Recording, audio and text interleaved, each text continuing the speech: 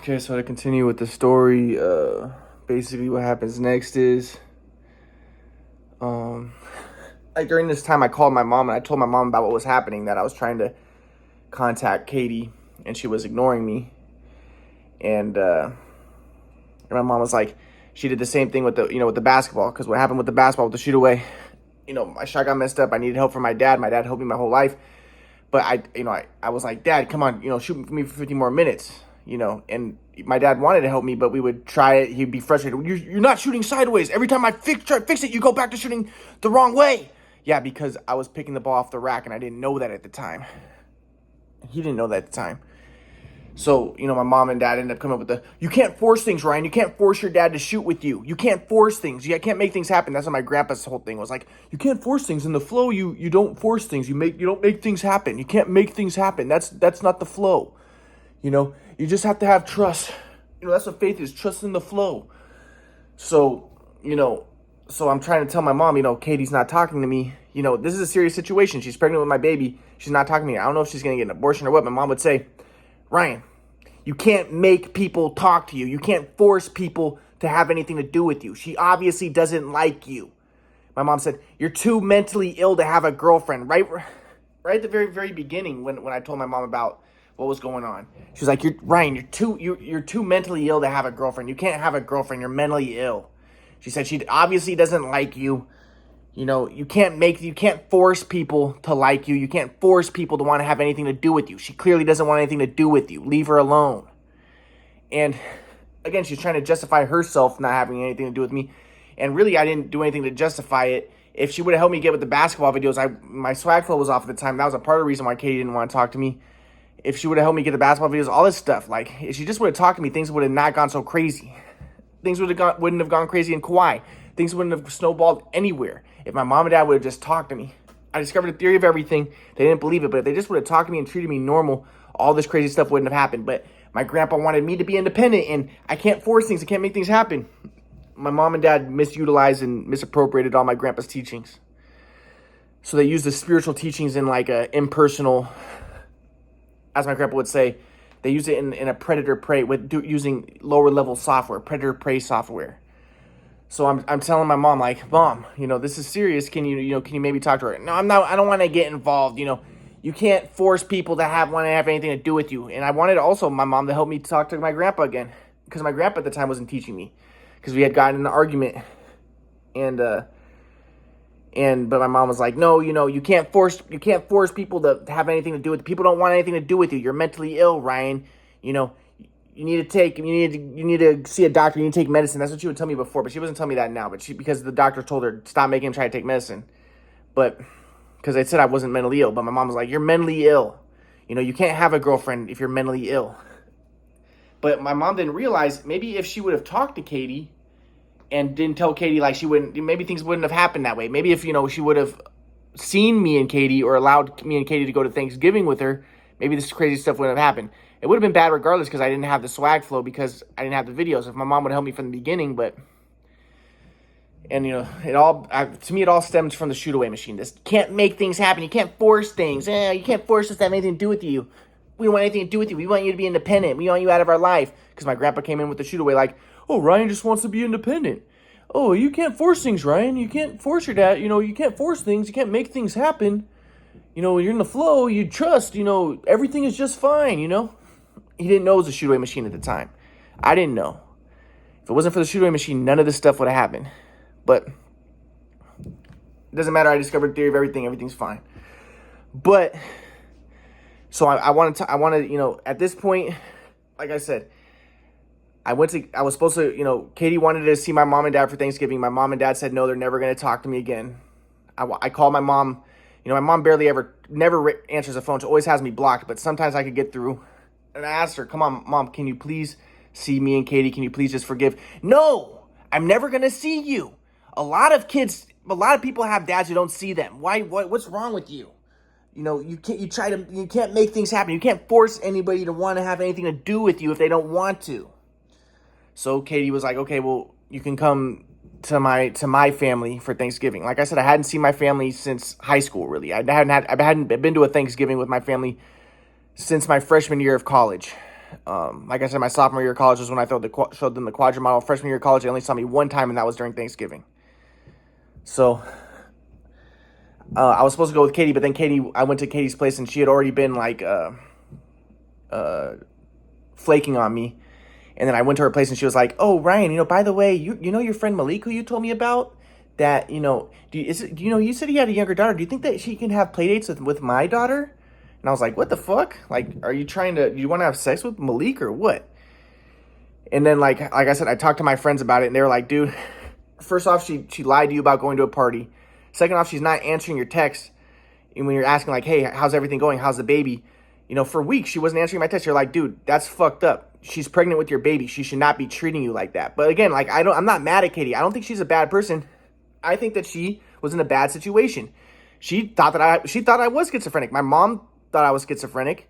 So she's like, my mom and dad won't talk to me. She's thinking, no, there must be something wrong with him. And there's more evidence for it. And already from the beginning, things were difficult for me because of my parents not talking to me and stuff and the situation I was in. I discovered theory of everything, but she doesn't know that. So, so she's not answering my stuff. And my friend was like, dude, she lied to you about going to a party, saying that she was going to go with her friends. She was going to go to a Halloween party without you while she's pregnant. She wants to hang out with your black friend, play dates with Mila. He was like, yeah, fucking right. She wants to be sucking up some black cock. He's like, dude, this is like some demonic shit. And he said, she said that she was abducted by aliens before, which she did say. He said, I think that, there might be some sort of demonic thing going on right now.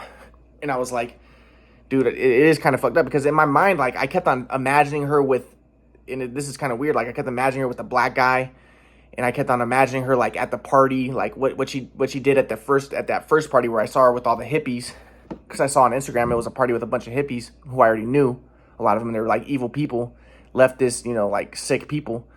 So I was just like imagining her like what maybe she fucked a guy at that party. Like, I was just imagining this shit. And I was just like, damn, dude, this is kind of fucked up situation. And at this point, she wasn't talking to me again, and I was trying to get in contact with her. And I'm texting her, hey, Katie, how's everything going? How's the baby? No response. Hey, what's going on, Katie? Are you thinking of having an abortion? Because she had 3 abortions before. I'm like, please do not have an abortion if you're thinking about that. Because in my mind, I'm like, dude, she's not talking to me.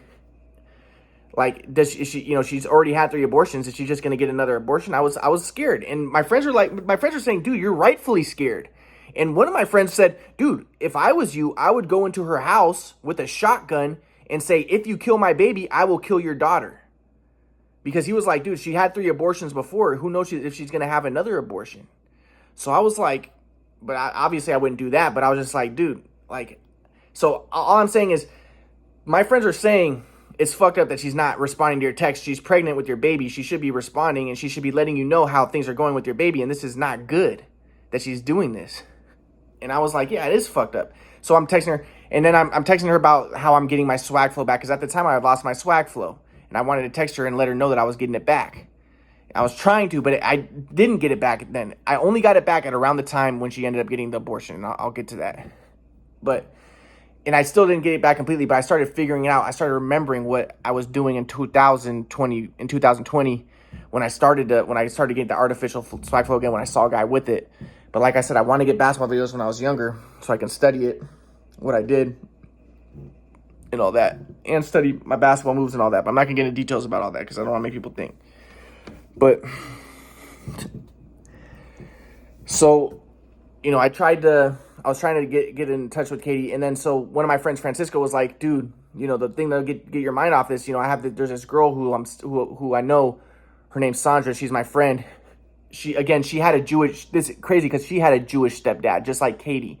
So it's like people on the same wavelength getting together. And also, Francisco claimed that he had a Jewish grandpa or something, right? But he's Mexican. So he's like, dude, my friend Sandra, she needs a place to stay right now, and have her stay with you. And I was like, well, I do want to learn how to cook. Like, could you teach me how to cook? Because I want to learn how to cook for Katie. Because, like I said, I hadn't learned how to do anything because my mom took care of me my whole life. She did everything for me, and even I had a cleaning lady who did everything for me. So it's like, I was like, well, I'll learn how to cook from this girl. So I let the girl come to my place. And, that might not have been a very good idea because Katie knew about that. And, that probably made her jealous. But at the same time, I wanted to show Katie, like, look, I have friends. I'm not crazy like you think. even though I did just met this girl, right? But I wanted to pretend like, look, Katie, I have friends. I'm a normal person. I'm not crazy. I didn't want her to think I'm just a loser, you know? And at the time, you know, that's, I think, what she thought. My mom and dad wouldn't talk to me. I introduced her to a couple of my friends who were losers. Like, I was in a bad situation, you know? So it's like, so I invited this Sandra girl over, and she stayed with me. But she had like some sort of blood disease. So she was like dying. She pretty much had like cancerous blood disease. And she looked like she was on crack or whatever. And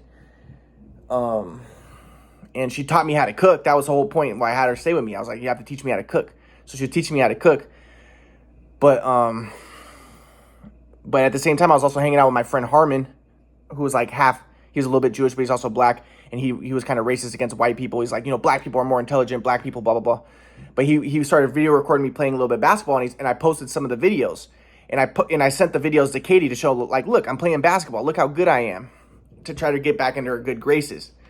And then finally she ended up responding to me. Like I said, I asked her, I texted her, Katie, please respond to me. I said, did you get an abortion? Is everything okay with the baby? 2 questions. And then she responded, yes, everything is fine. And then in my mind, I was like, she finally responded. And Sandra was like, oh wow, she responded good. But then I showed Sandra, but she said, yes, everything is fine. Does that mean that she had an abortion and everything's fine? And that's what I was like, I'm thinking the same thing. Is she saying, no, yes, I had an abortion, everything's fine? Or is she saying, yes, the baby's okay, everything is fine? I didn't know what she meant. And I don't know if she was being crazy and doing that intentionally. So I was like, what the?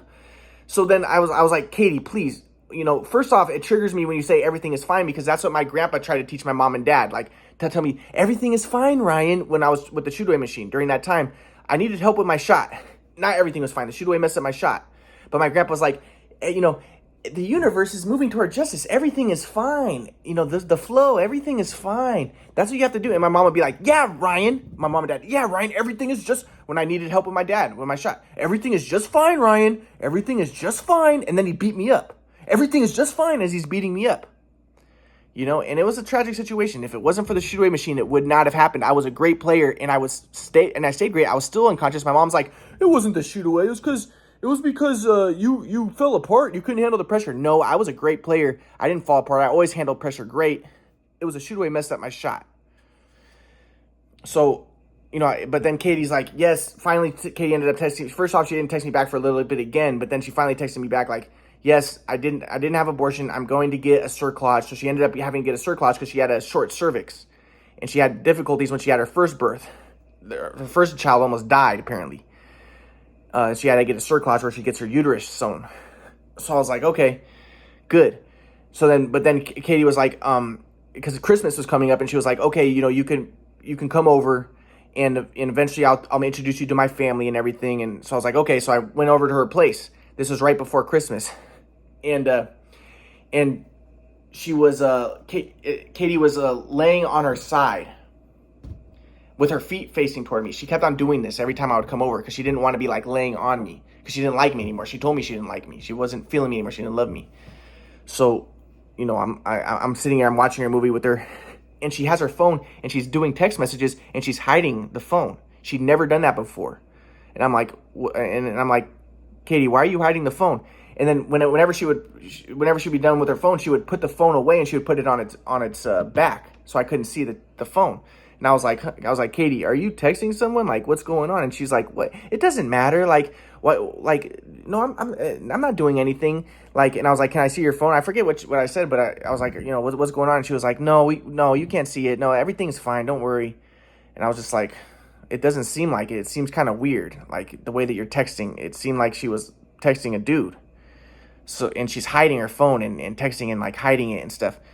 I was thinking there's 2 possibilities. Either she's texting her friend and talking shit about me, and that's why she's hiding her phone, which she never did before, or she's texting a dude. So I was like, huh.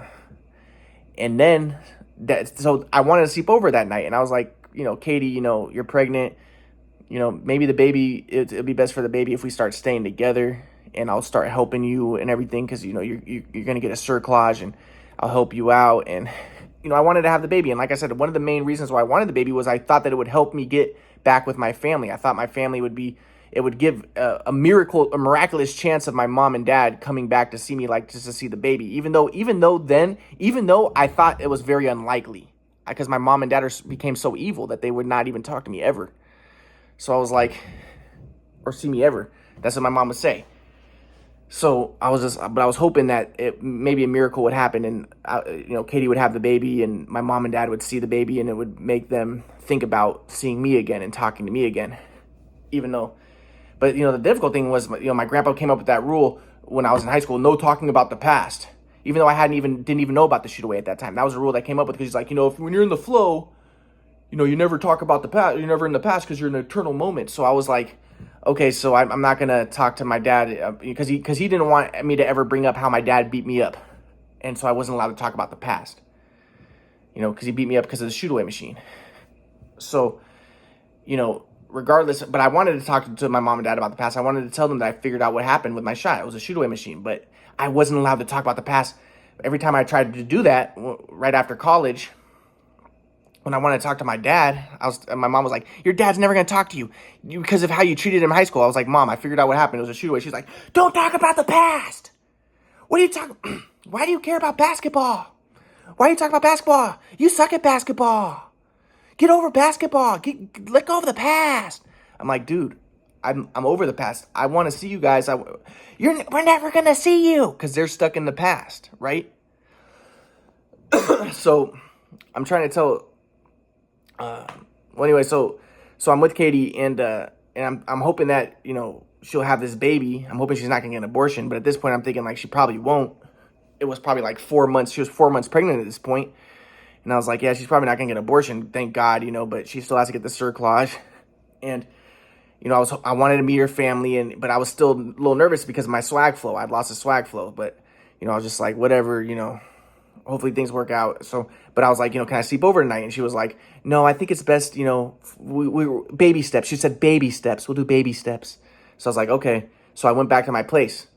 And then the next day, Katie calls me in the morning. She says, Ryan, I'm bleeding. And I was like, oh, shit. So I drive to get her, there was traffic, so she went to the emergency room, but then that emergency room wouldn't take her, so she went to another emergency room, and I drove to pick her up, and I drove her to the other emergency room.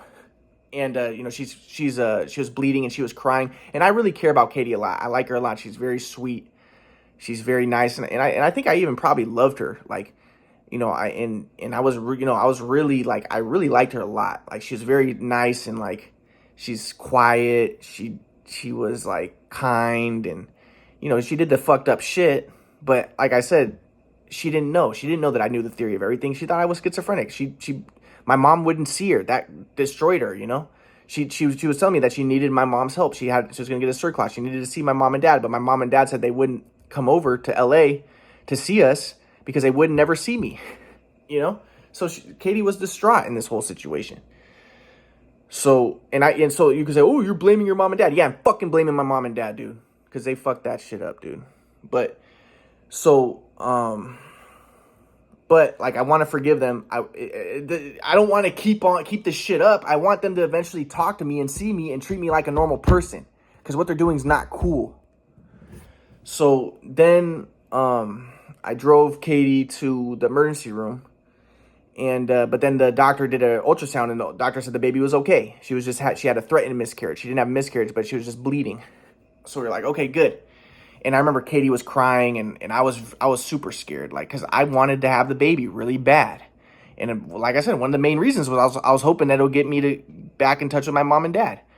So then, but yeah, and I want to have a baby anyways, and also I wanted to go to Israel, and I just wanted to have a baby, So. But at the time I wanted to go to Israel, and I wanted to get into playing basketball and stuff too. And I was thinking, yeah, maybe, I have the baby with Katie. Maybe she comes with me. Maybe she doesn't. But let's say I go to Israel and something happens in Israel. Let's say I die in Israel for whatever reason, right? At least I'd have a baby, in America. That's one of the things I thought. But there was a lot of reasons why I wanted to have a baby. All right.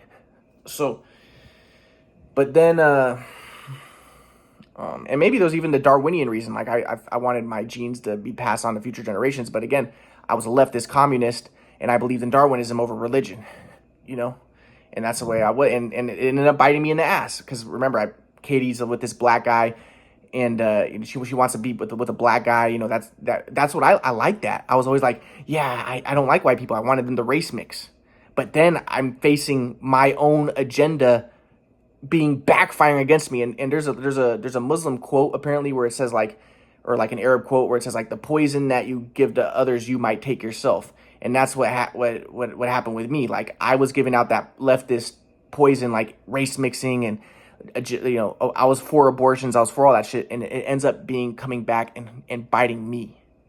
And that was the fucked up part. So I'll get to that in the next part.